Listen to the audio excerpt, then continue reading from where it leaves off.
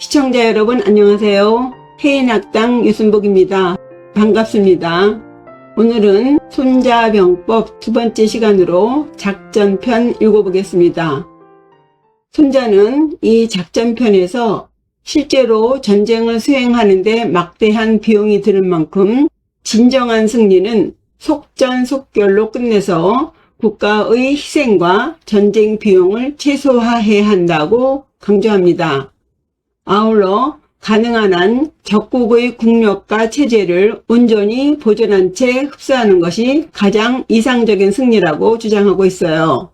작금의 러시아와 우크라이나의 전쟁 같은 장기전은 국제사회 전체에도 충격을 줄 뿐 아니라 양 국가 모두에게 인적 경제적으로 막대한 피해를 주고 있지요. 또한 중동 지역의 분쟁이 단기간에 끝나지 못한 채 장기화된다면 무너지는 것은 전장에 선 국가들만은 아닐 것입니다. 석유 공급과 물류, 금융시장과 국제 정세까지 흔들리며 그 여파는 결국 세계 경제 전체로 번져가게 되겠지요. 그렇다면 이러한 전쟁은 과연 어떻게 끝맺어야 할까요? 이제 이번 작전편을 통해서 전쟁을 바라보는 손자의 지혜를 함께 읽어보도록 하겠습니다. 먼저 이 작전편의 서두에서는 전쟁을 치르기 위해 얼마나 막대한 자원을 필요로 하는지 설명하고 있습니다. 읽어보죠. 손자가 말하길 범용병지법, 범, 무릇, 용병, 전쟁을 하는 법에는 치거 천사, 혁거 천승, 전투용 전차 천대와 방어용 전차 천승. 치거에서 치자는 날 빨리 달릴 치자예요. 해서 치거 하면은 전투용 전차를 말하고요.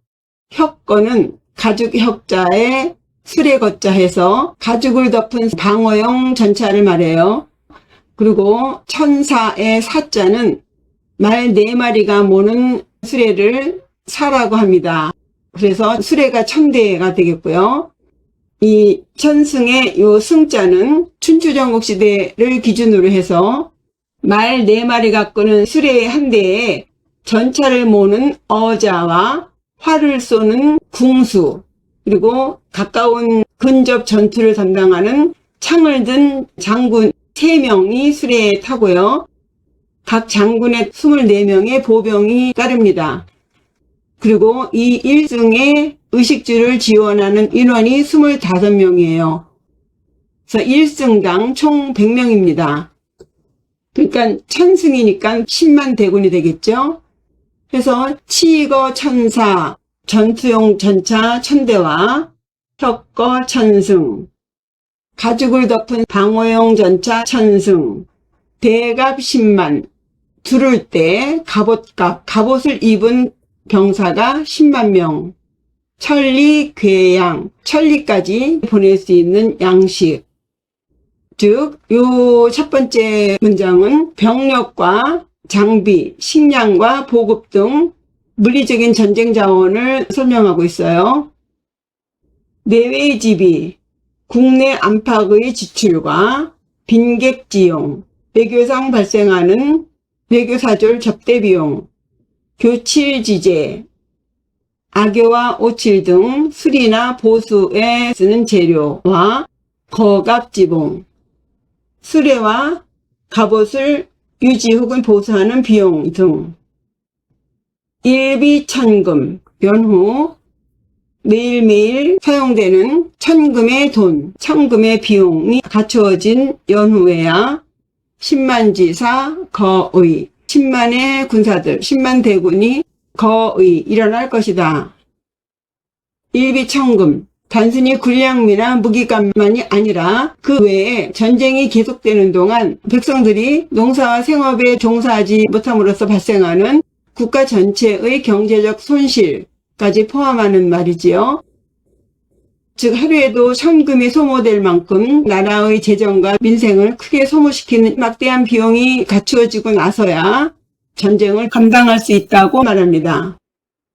이처럼 손자는 전쟁이라는 것은 단순히 병력만으로 수행되는 것이 아니라 백성들의 의식주와 국가의 경제력 등 물적인 기반 전체가 뒷받침되어야만 가능한 것이다 라고 말하는 거죠. 예를 들어서 제2차 세계대전의 태평양 전쟁에서도 일본은 초기에는 기습과 전술적인 우위로 연전연승을 거뒀습니다. 하지만 석유와 철강 같은 핵심 자원이 부족했기 때문에 장기전을 감당할 수는 없었어요. 반면에 미국은 압도적인 산업력과 경제력을 바탕으로 항공기와 항공모함을 끊임없이 생산하면서 전쟁을 지속할 수 있었지요. 결국 일본의 가미카제 전신력조차 미국의 거대한 물량 공세 앞에는 굴복하고 말았습니다.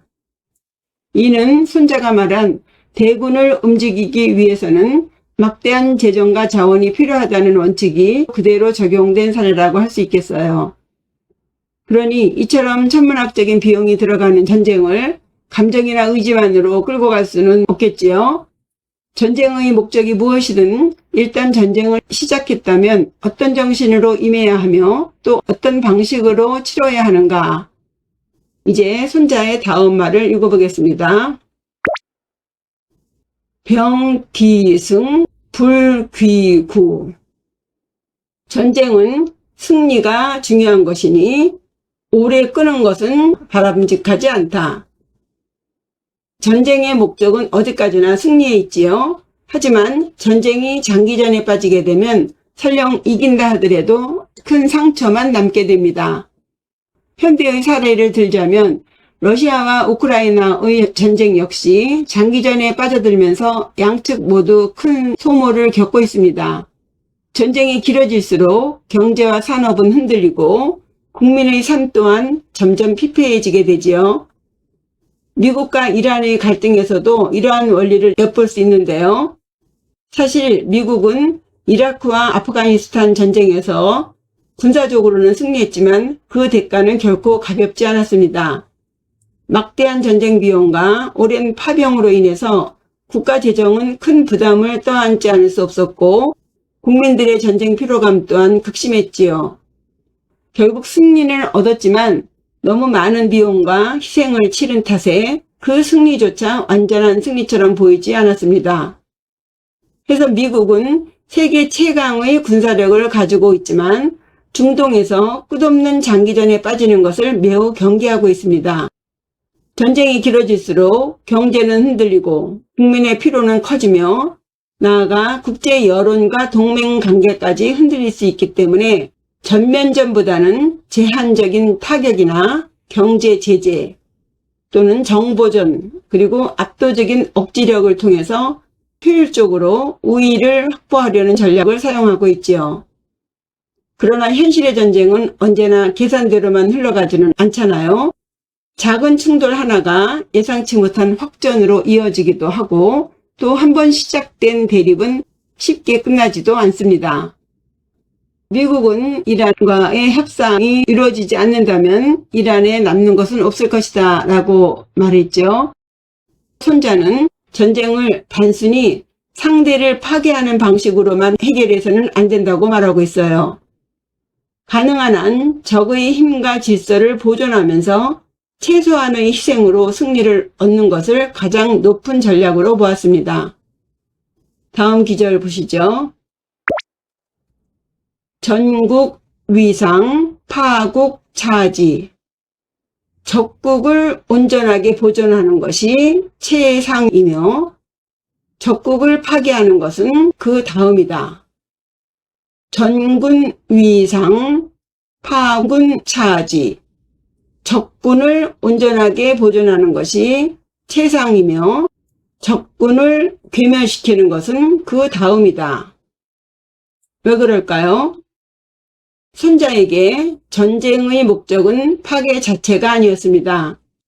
정치적 목표의 달성에 있는 거죠. 모든 것을 무너뜨리는 것이 승리가 아니라 상대의 질서와 기반을 가능한 한 보존한 채 굴복시키는 승리를 더 높게 보는 것입니다. 적국을 완전히 부수고 도시를 폐허로 만들면 설령 전쟁에서 이겼다 하더라도 얻는 것은 황폐한 땅과 끝없는 저항일 수 있습니다. 반대로 상대의 체제와 질서를 최대한 보존하면서 항복이나 협상을 통해 굴복시킨다면 인명피해를 줄일 수 있을 뿐만 아니라 전후 통치 비용도 줄고 나라의 기반 역시 무너지지 않게 되는 것이지요. 역사적으로도 이런 예는 많습니다. 제2차 세계대전 이후 미국은 일본을 완전히 파괴된 상태로 방치하지 않고 재건을 지원하면서 동맹으로 전환시켰습니다. 냉전 시기에 미국과 소련 역시 직접적인 전면전보다는 외교, 경제, 정보전을 통해서 상대를 견제하고 약화시키는 방식을 택했지요. 마찬가지로 오늘날의 우크라이나 전쟁이나 중동 분쟁 역시 정치적, 외교적 해법이 더욱 중요해지고 있습니다. 손자의 병법은 단순한 고대의 전쟁 기술사가 아니에요. 그것은 싸우지 않고 이기는 길을 모색하는 현실적인 통찰이겠습니다. 즉 작전편의 핵심은 단순한 전쟁 기술을 나열하는 것이 아니라 국가와 조직이 무엇을 지켜야 하며 무엇을 위해 싸워야 하는가에 대한 냉철한 통찰이라고 할 수 있겠습니다. 이상으로 손자병법 두 번째 작전편을 현재 발생하고 있는 전쟁 사례와 함께 살펴보았습니다. 원문 전체 낭독해보죠. 손자가 말하기를 용병지법 무릇 전쟁하는 법은 치거천사 혁거천승 전투전차 천대와 가죽으로 덮은 방어전차가 천승 대갑 10만 천리 계양 갑옷 입은 병사가 10만 명 천리까지 보낼 수 있는 양식 내외지비 빈객지용 나라 안팎으로 소모되는 비용 외교사절을 접대하는 비용 교칠지제 거갑지봉 악교와 오칠 등 수리나 보수에 쓰는 재료와 수레와 갑옷 등에 드는 비용 일비천금 연후 매일매일 쓰여지는 천금의 비용이 갖추어진 연후에야 10만지 사거의 10만의 군대가 일어나는 것이다. 병귀승 전쟁은 승리를 귀하게 여기는 것이니 불귀구 오래 끄는 것을 귀하게 여겨서는 안 된다. 전국 위상 파국 차지 적국을 온전히 굴복시키는 것이 세상이고 적국을 파괴시켜서 굴복시키는 것은 그 다음이다. 전군 위상 파군 차지 적군을 온전히 보존시키는 것이 세상이고 적군을 계면시키는 것은 그 다음이다. 다음 시간에는 이 전쟁 비용을 최소화하는 전략을 제시하는 모공편을 함께 읽어보겠습니다. 후원자, 구독자 여러분 감사합니다. 구독과 좋아요 잊지 마세요. 해인학당 유순복이었습니다. 안녕히 계세요.